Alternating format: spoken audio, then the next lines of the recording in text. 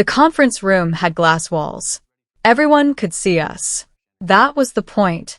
Vanessa, we're restructuring your role, Derek said, smiling like he was doing me a favor. He was the CEO, 43, hired 6 months ago to modernize operations.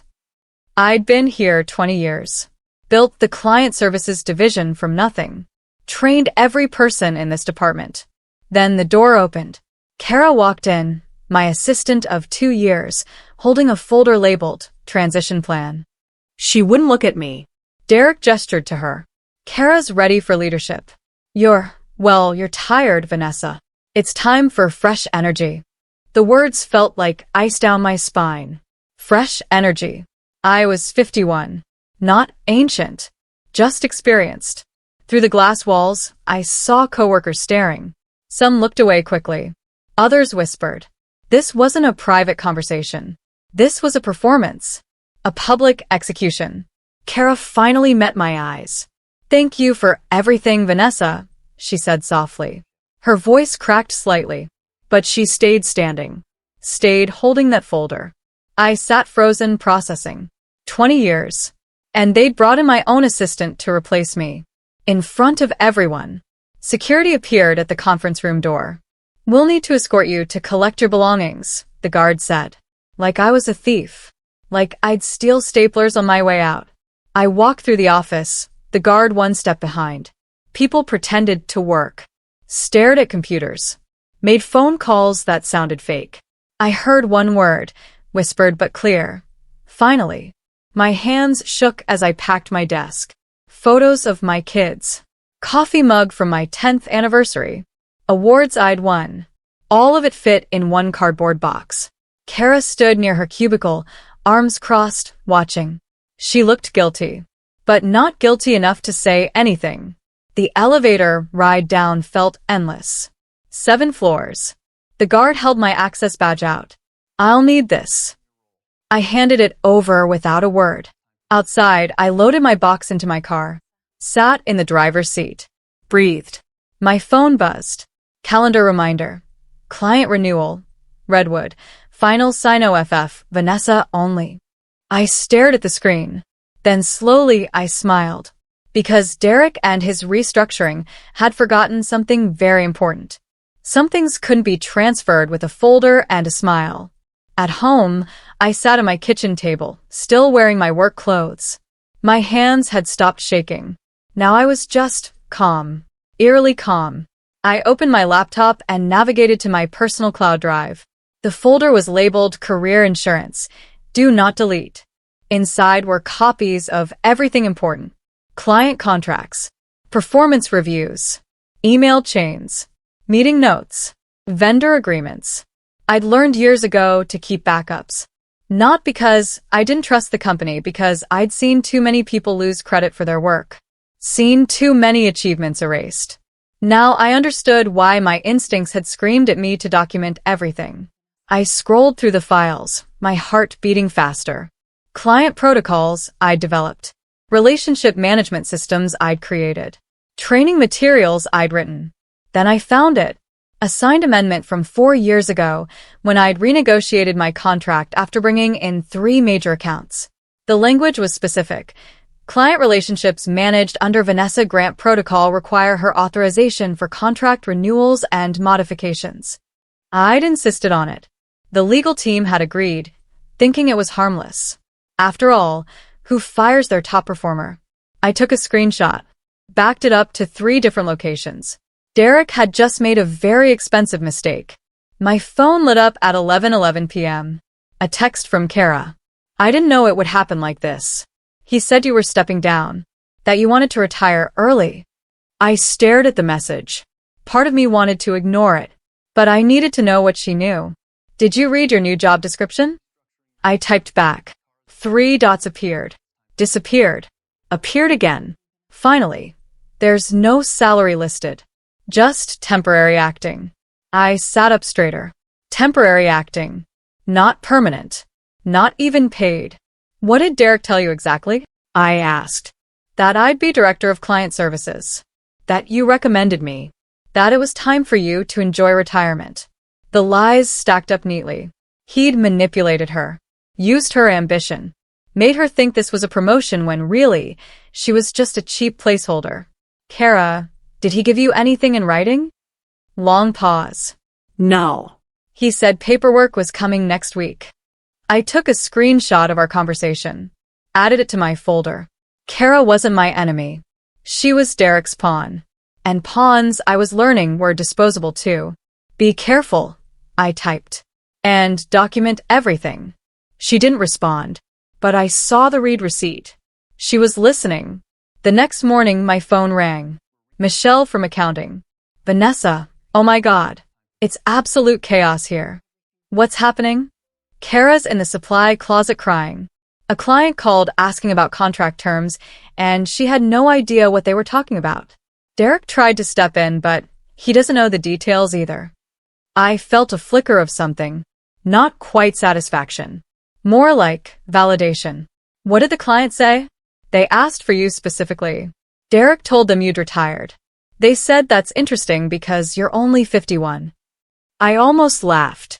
And then, they said they'd wait to hear from Vanessa directly before proceeding. Michelle lowered her voice. Vanessa, Derek just announced an emergency client call for this afternoon. He didn't invite Kara. She asked why, and he told her to observe and learn. She looked devastated. After we hung up, I sat thinking, day one without me and everything was falling apart. Not because I was irreplaceable as a person, but because I was irreplaceable as the only one who actually knew how everything worked. Derek had assumed my job was just relationship management, smiling and shaking hands. He didn't understand the systems, the protocols, the careful documentation that made those relationships work. Now he was learning. The hard way. Day 2 brought a call from Kara. She sounded breathless, panicked. Vanessa, I need help. Where's the password for the vendor portal? I was silent, Counting to 10. staying calm. Kara, I don't work there anymore. I know, but this is urgent. We have a vendor payment due, and I can't access the system, and Derek is yelling at me, and... Did you check the shared documentation? There is no shared documentation. I've looked everywhere. Because I'd kept the critical information in my personal files. Not to be malicious, because the company's systems were disorganized and unreliable. I'd learned to protect my own work. I can't help you with internal systems, Kara. I'm not an employee. Silence. Then, quietly. They're saying you stole access. That you locked us out on purpose. My jaw tightened. Who's saying that? Derek. In the leadership meeting this morning. He said you're being vindictive. I took a slow breath. Kara, listen carefully. I didn't steal anything. I kept backups of my own work. There's a difference. And if Derek is accusing me of theft, he should probably talk to his lawyers first. I hung up. Then I called my friend Marcus, who happened to be an employment attorney. Time to get ahead of this. The email from HR arrived that afternoon. Subject: urgent. Return of company property.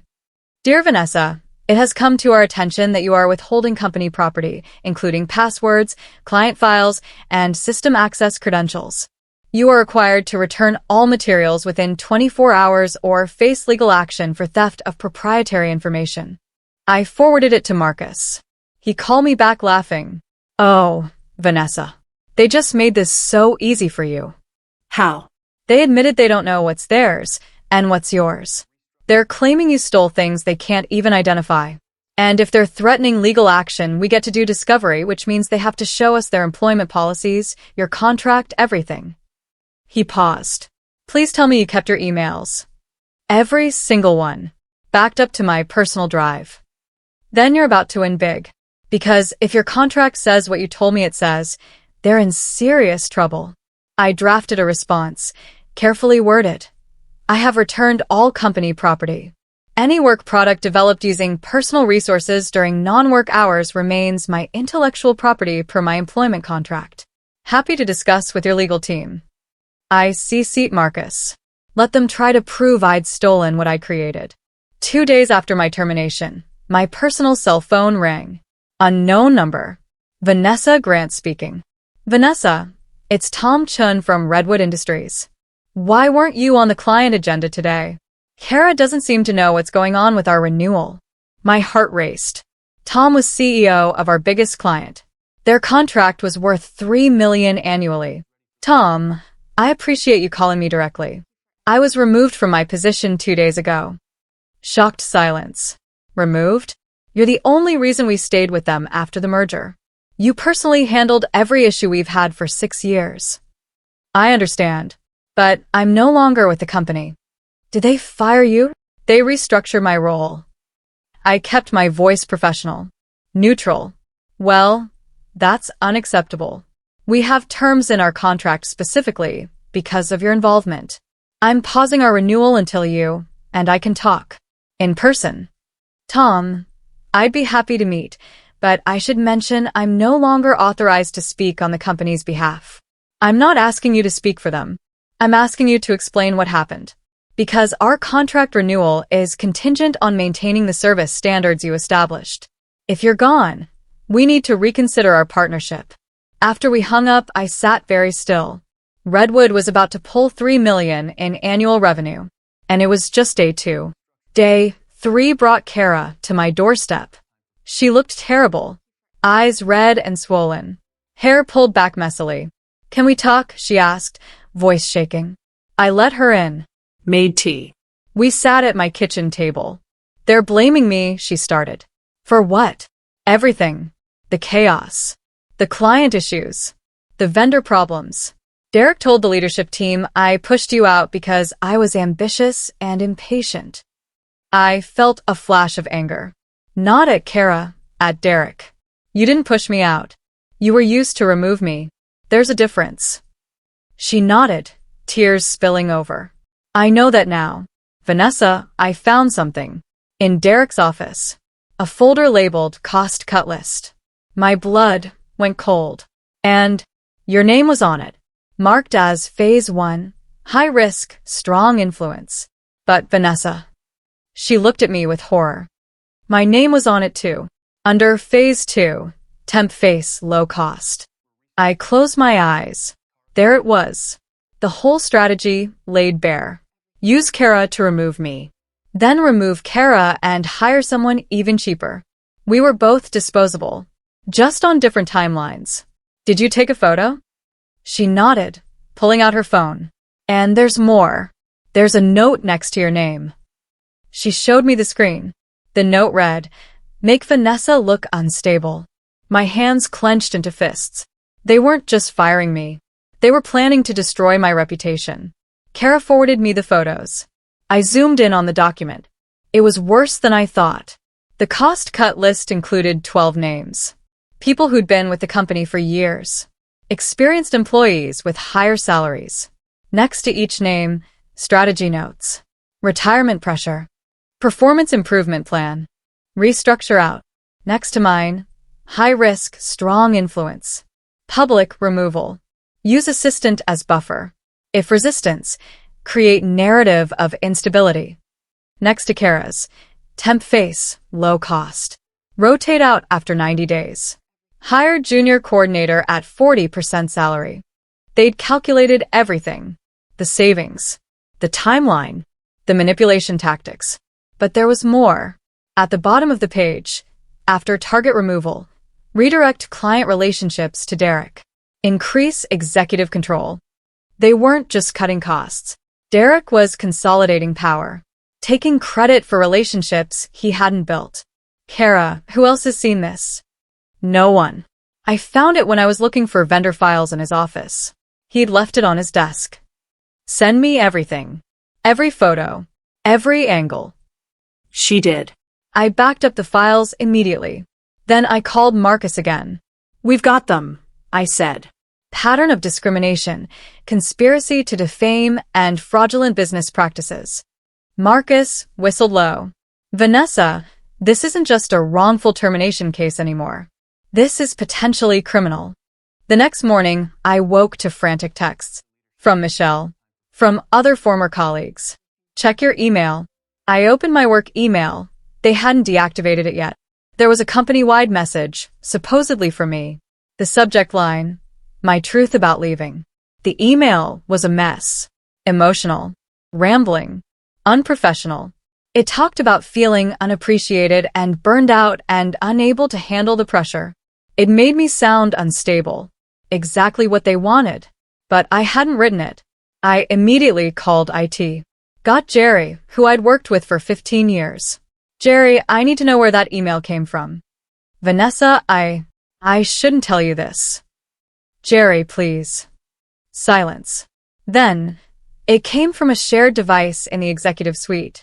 Logged in under your credentials at 11:47 p.m. last night. But the IP address doesn't match your usual patterns. So someone used my login to send a fake email. I didn't say that. Officially. Thank you, Jerry. I screenshotted the email, documented the timestamp. Then I got a text from Michelle. Leadership chat is calling you dangerous. Derek said you're spiraling, and they're considering a restraining order. My hands shook with rage. They were building a narrative, making me the villain, setting up justification for cutting me out completely. But they'd made one mistake. They'd underestimated how many people still respected me, and how much evidence I'd collected. On the third day after my removal, Kara walked out. I heard about it from 3 different people within an hour. She'd been in a meeting with Derek and the CFO. They were discussing client transitions. Derek turned to Kara and said, "Since Vanessa's mental health issues became apparent, we need to distance ourselves from her approach entirely." Kara had stared at him. What mental health issues? You've seen her erratic behavior. The emails. The refusal to cooperate with transition. That email wasn't from her. How would you know? Because I know Vanessa.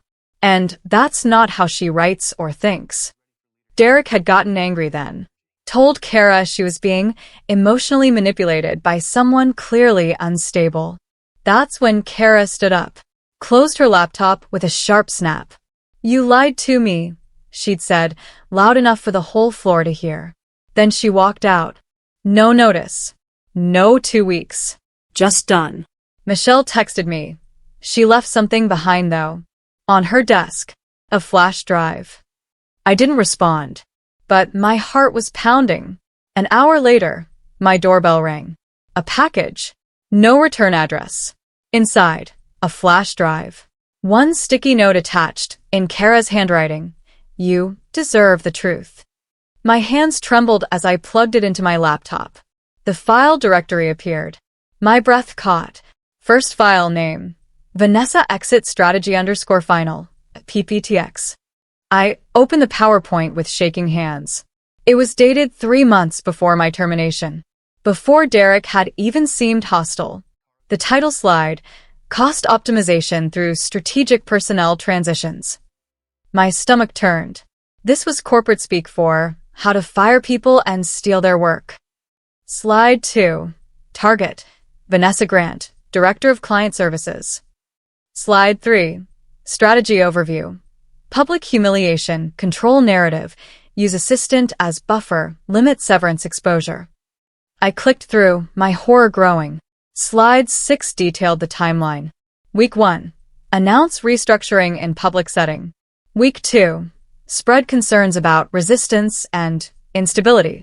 Week 3. Secure client transitions before target can interfere. Slide 9.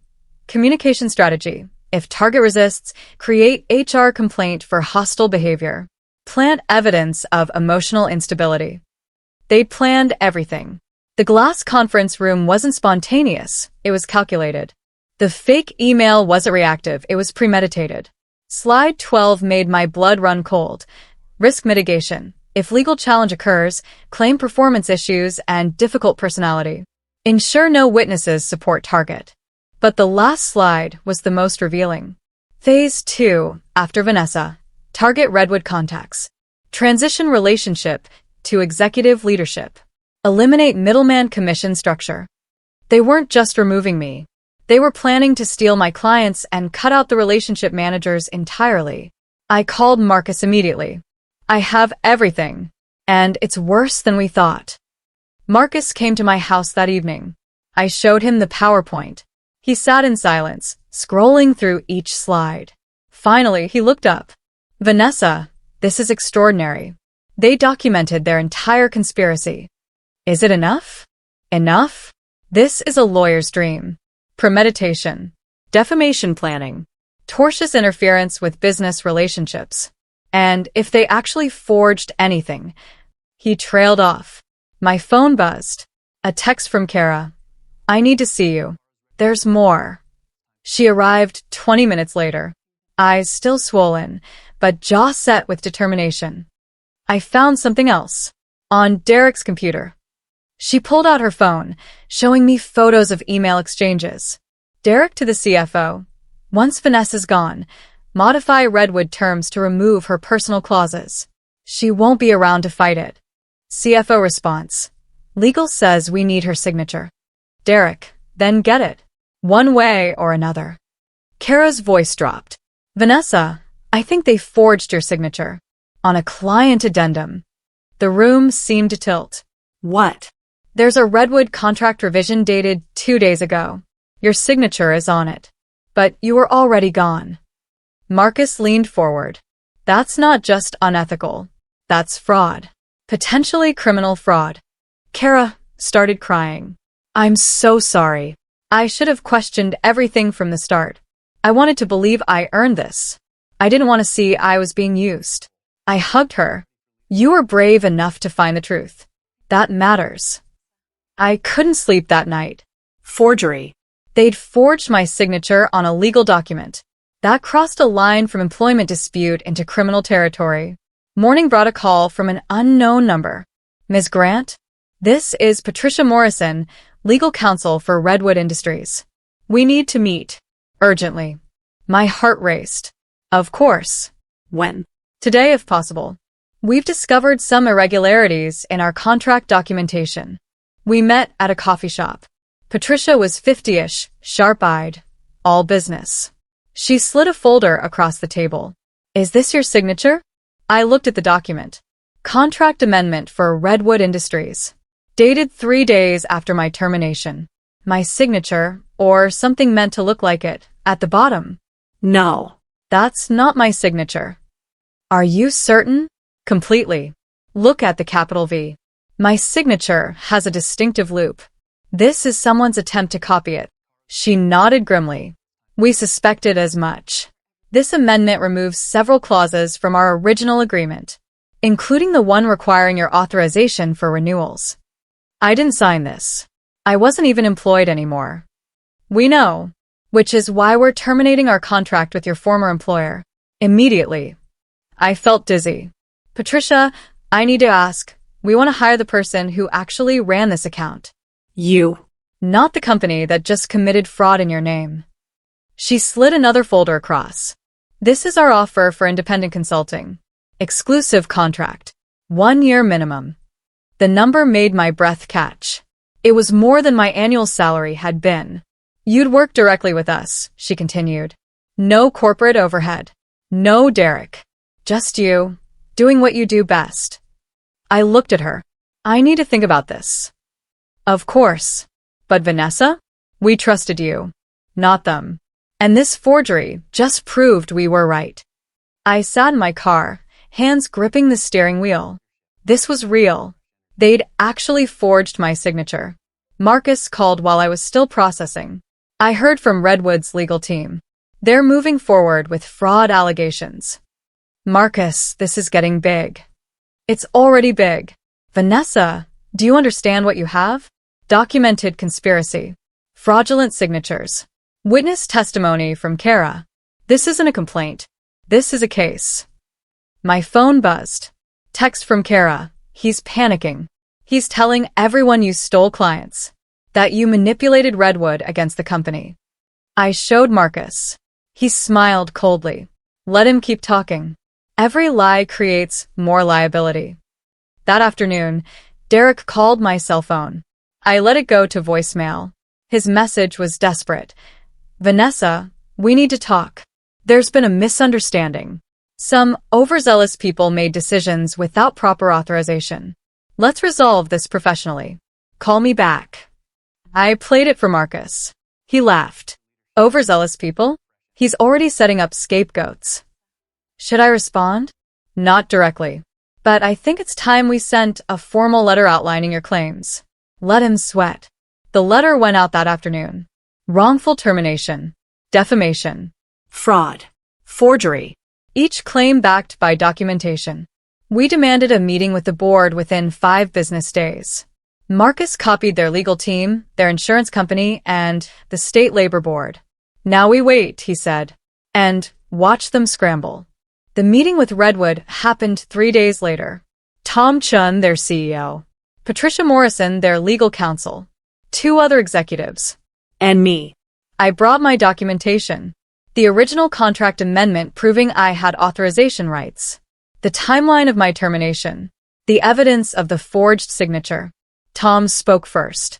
Vanessa, we've known you for 6 years. You've never been anything but professional, reliable, and honest. So when your former employer told us you'd retired, we were suspicious. When we saw the contract changes, we were alarmed. When we confirmed the signature was forged, we were done. He slid a termination letter across the table. This goes to them today. We're canceling our contract for cause. Fraud, breach of trust, and failure to maintain service standards.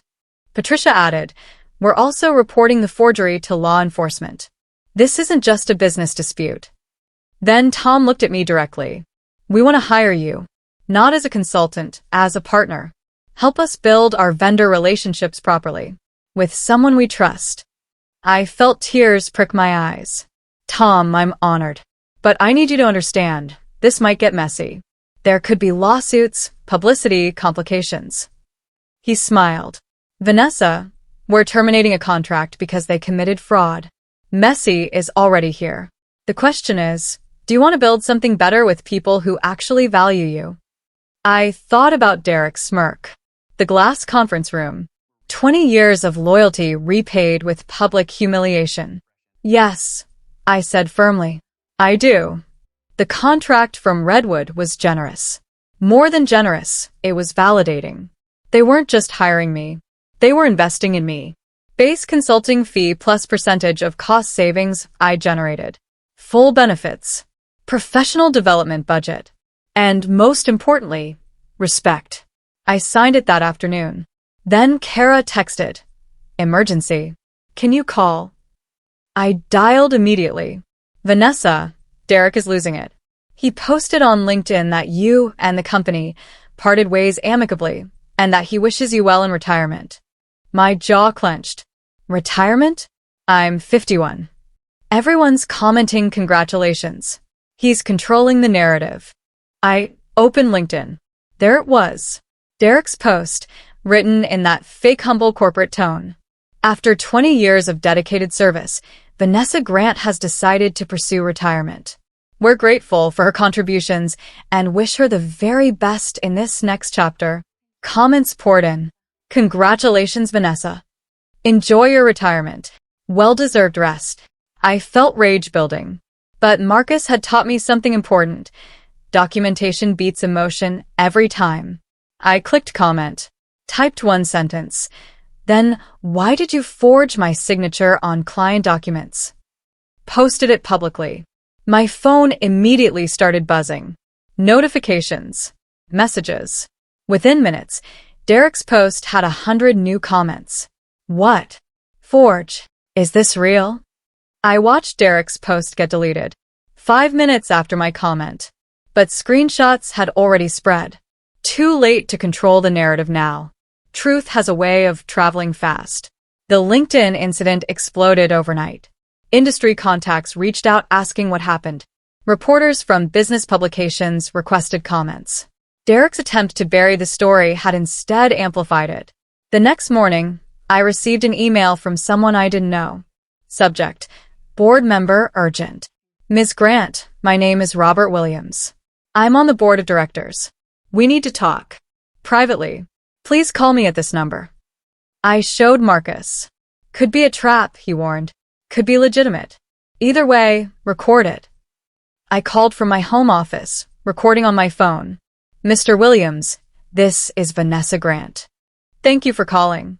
Ms. Grant, I'll be direct. The board has become aware of serious allegations. We've seen certain documents. PowerPoint presentations. Lists.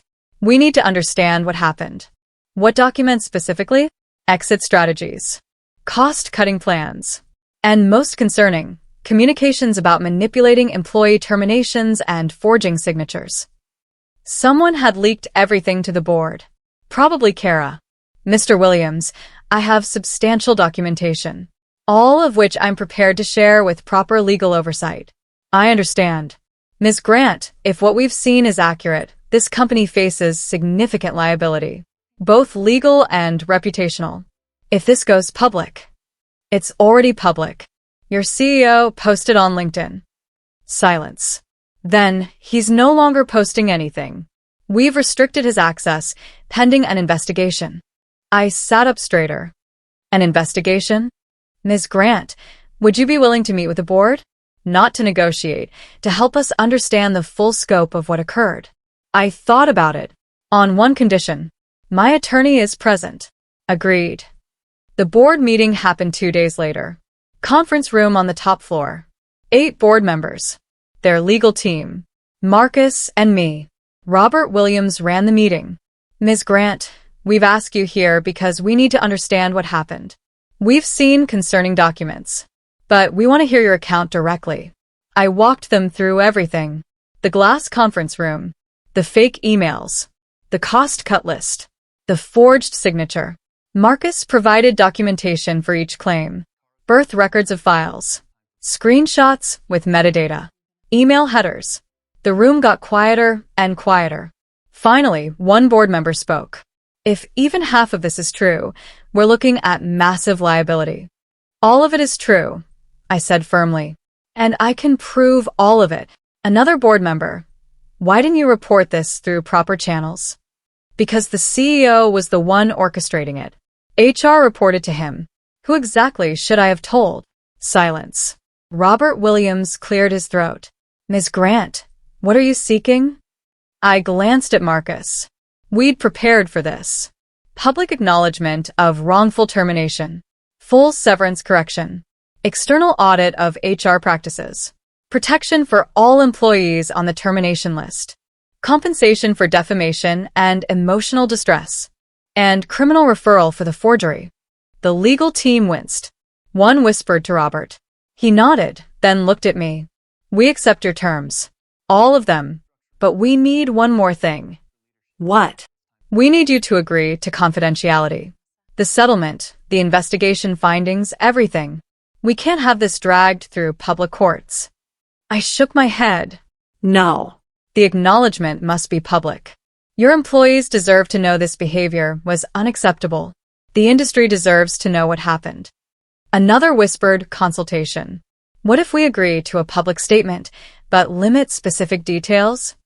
Marcus and I looked at each other. We'd need to approve the language, I said. Agreed. The negotiation took 3 hours. Every word of the public statement was debated.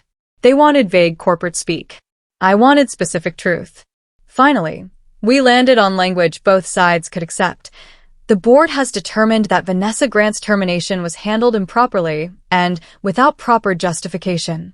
We deeply regret the circumstances of her departure and acknowledge serious lapses in management oversight. We are taking corrective action. Not perfect, but public. Documented. On record. The financial settlement was substantial. 6 figures. Marcus had pushed hard. You're not just settling a termination.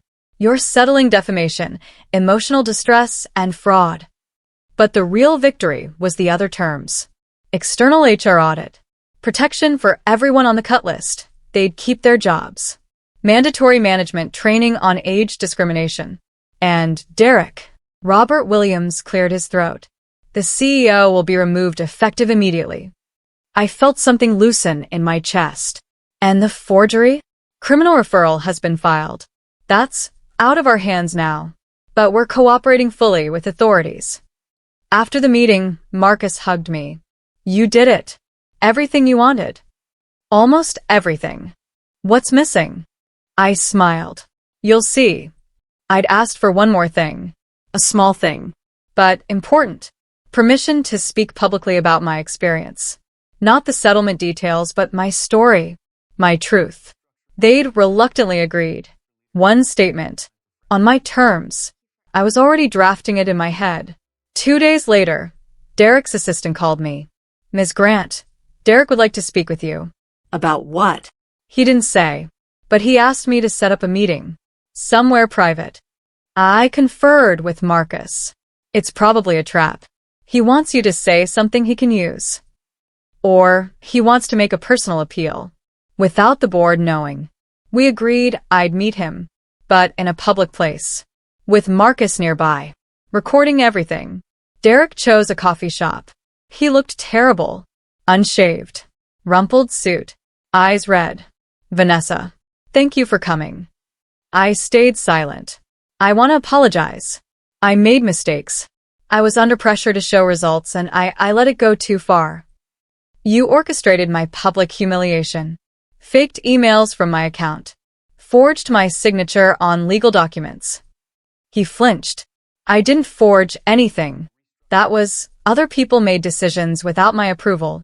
You mean the scapegoats you're setting up? He looked down. I want to make this right. Come back. We'll give you your old position. Better title. Better pay.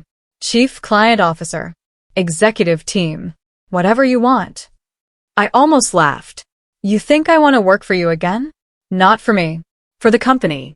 For the clients who need you. Vanessa, without you, we're falling apart. Redwood was just the beginning. 3 other major accounts are reviewing their contracts. I leaned forward. Derek, let me be very clear. I will never work for you or this company again. You didn't just fire me. You tried to destroy me. I'm offering you everything. You're offering me a trap. A job with an NDA attached. A salary in exchange for my silence.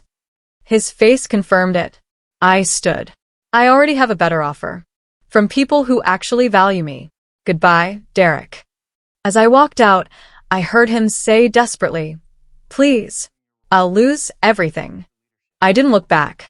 The mediation hearing happened 3 weeks later. Final settlement details. Confidentiality agreements. Paperwork. Derek's lawyers tried one last strategy. Paint me as bitter. Difficult to work with. Emotional. Ms. Grant has a history of conflicts with management, his attorney claimed. Several complaints about her abrasive communication style. Really? Marcus said. Can you produce those complaints? Fumbling with papers. They're verbal complaints. Documented in notes. So no official complaints. No HR records. Just convenient claims made after she filed suit. The mediator looked skeptical. Derek's lawyer changed tactics. Ms. Grant is clearly motivated by revenge. This entire case is about personal vendetta, not legitimate grievance. That's when Kara, sitting in the back of the room, stood up. I have something to say. Everyone turned. I worked closely with Vanessa for 2 years. She was never abrasive. Never difficult. She was professional, patient, and the best manager I've ever had. She pulled out her phone. And I have a recording from Derek's office. He didn't know I was recording the meeting where he bragged about the exit strategy. She hit play. Derek's voice, tinny but clear. Vanessa Grant built too much influence. She's old school, makes too much money, and clients trust her more than they trust us. I needed her out. Clean break. Public termination shows we're serious about modernizing. The room went dead silent. The mediator looked at Derek's lawyers. Do you still want to argue this was a legitimate termination? They asked for a recess. Came back 30 minutes later. We're prepared to accept all settlement terms. The settlement hit my bank account a week later. The money was substantial. Life-changing. But more important was what came with it. Public statement issued by the board. We acknowledge that Vanessa Grant's termination was wrongful and handled inappropriately. We have taken corrective action, including leadership changes and policy reforms.